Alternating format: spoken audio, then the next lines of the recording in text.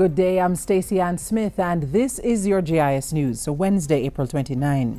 Agriculture Minister Derek Kelly will be meeting with stakeholders to discuss government's proposed cess on imported refined sugar.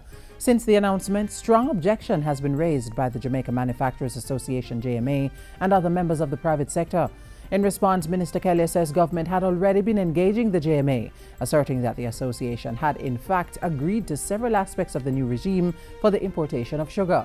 Still, the minister says he has taken note of the objections to the cess and is open to finding a mutually acceptable and beneficial solution.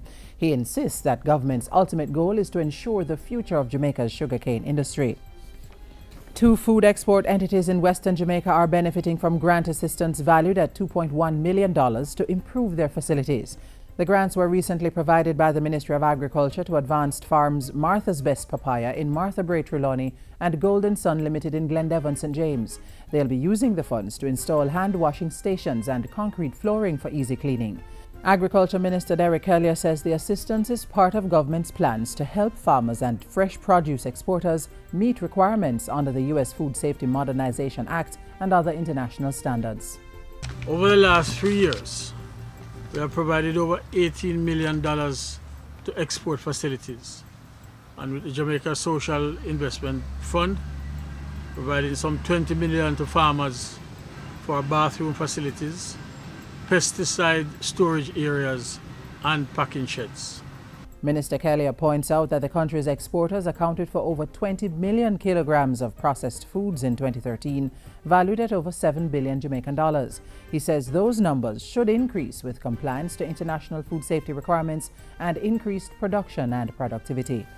And the Agriculture Ministry will spend over $100 million this fiscal year on a certification program for all agri-parks.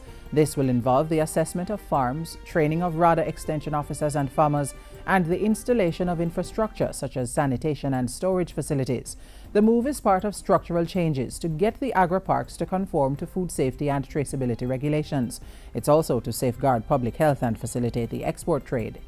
We are looking at Global Gap certification for several of our agri-parks and pursuing fair trade for farmers in select production zones. For 2015-2016, some $120 million has been allocated to this effort. 9 agri-parks are now in operation, with several others to come on stream. In other news, the human papillomavirus HPV vaccine is to be introduced in Jamaica. Health Minister Dr. Fenton Ferguson made the announcement at Monday's launch of Vaccination Week in the Americas. HPV is a DNA virus that affects the human skin and the moist membranes of the human body. Most HPV infections will cause no physical symptoms, but in some people it results in clinical infections that may cause benign papillomas such as warts or some kinds of cancers, including cancer of the cervix and anus. Dr. Ferguson says he will elaborate on government's plans for the vaccine when he speaks in the sectoral debate in Parliament on May 5. Vaccination Week in the Americas runs from April 26 to May 2. The theme is Boost Your Power, Get Vaccinated.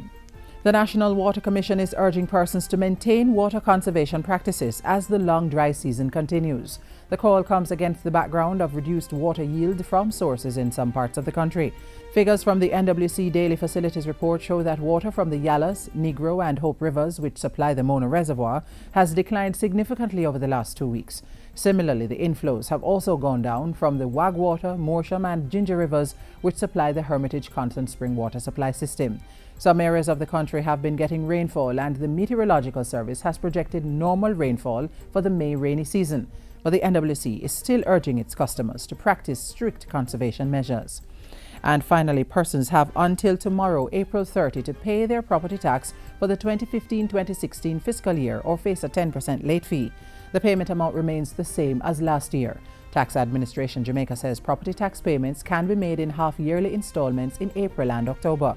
Persons may also make quarterly installments in April, July, October and January. Payments can be made at any of the 29 tax offices across the island or via the recently upgraded TAJ Enterprise portal at jamaicatax.gov.jm. TAJ is also reminding that action can be taken against property owners who are in arrears for previous years.